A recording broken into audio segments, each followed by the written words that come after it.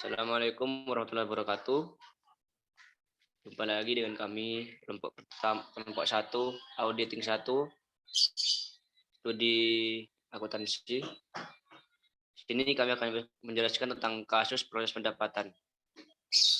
Perkenalkan, teman saya Uswatun Fitria dengan NIM 1167 dan saya sendiri Naufal Aurel Andri Pretno dengan NIM 1191. Sudah, Kak.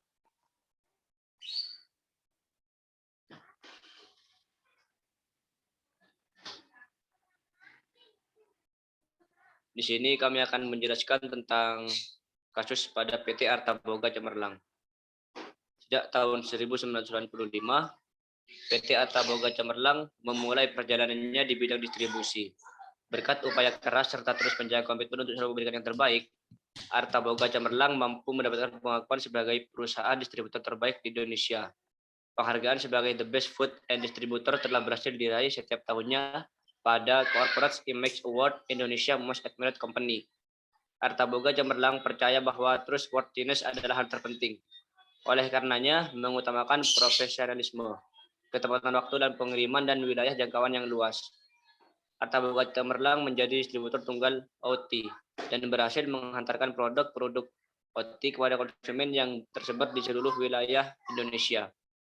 Arta Boga Cemerlang memiliki jaringan distribusi dan logistik yang kuat, baik di kota besar maupun kota kecil di seluruh Indonesia, dan berpengalaman dalam memasarkan beragam kategori produk, mulai dari produk-produk dengan siklus hidup pendek yang membutuhkan pengawasan rumit, sampai ke produk-produk inovatif yang membutuhkan proses penanganan khusus. Dengan armada yang lengkap, tim distribusi Arta Boga Cemerlang terbagi dalam 3 divisi pemasaran, yaitu divisi Food and Confectioneries yang menjual produk makanan, divisi Personal Care yang menjual produk non-makanan, dan divisi Sweet Water Plus yang menjual produk minuman. Arta Boga Cemerlang terus memperkuat jaringan di pasar tradisional dan pasar modern seperti supermarket, minimarket, dan hipermarket. Jumlah cabang Arta Boga Cemerlang semakin berkembang seiring dengan perkembangan bisnis OT, memperdalam penetrasi hingga ke daerah-daerah terpencil, mempermudah Arta Boga Cemerlang melayani di setiap wilayah dengan waktu yang maksimal.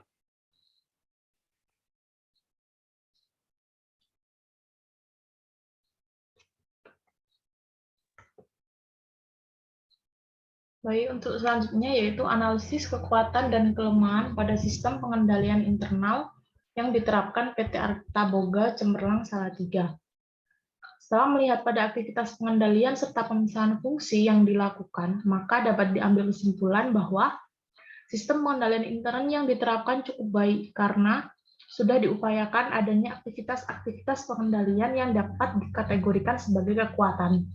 Di antaranya, yang pertama yaitu melakukan input data pada link port PDA sehingga dapat diketahui komplikasi data pesanan penjualan, data mengenai customer, termasuk calon pelanggan, serta batasan kredit yang dapat diberikan. Yang kedua yaitu membuat surat order pengiriman berdasarkan order pelanggan yang telah disetujui. Kemudian surat order pengiriman tersebut digunakan untuk mengeluarkan barang dari gudang serta untuk otorisasi surat penagihan ke pelanggan. Yang ketiga, telah dilakukan pemisahan fungsi secara cukup baik antara fungsi penjualan dengan pengiriman barang. Terus yang keempat, telah dilakukan pertanggungjawaban semua dokumen kepada kantor pusat. Namun demikian, dari aktivitas pengendalian tersebut dapat dideteksi adanya kelemahan yang ada pada sistem pengendalian internal yang diterapkan oleh PT Arta Boga Cemerlang. Yaitu yang pertama, fungsi penjualan tidak melakukan editing terhadap order penjualan, namun langsung memasukkannya pada link import PDA sehingga dikhawatirkan tidak ada kontrol terhadap harga, jenis barang, dan waktu pengiriman barang. Yang kedua, tidak adanya pemisahan fungsi antara fungsi penjualan dan fungsi penagihan.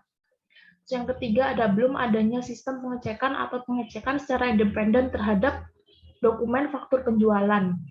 Terus yang terakhir yaitu belum adanya upaya konfirmasi rutin mengenai piutang kepada debitur. Sekian untuk kasus proses pendapatan dari kelompok 1.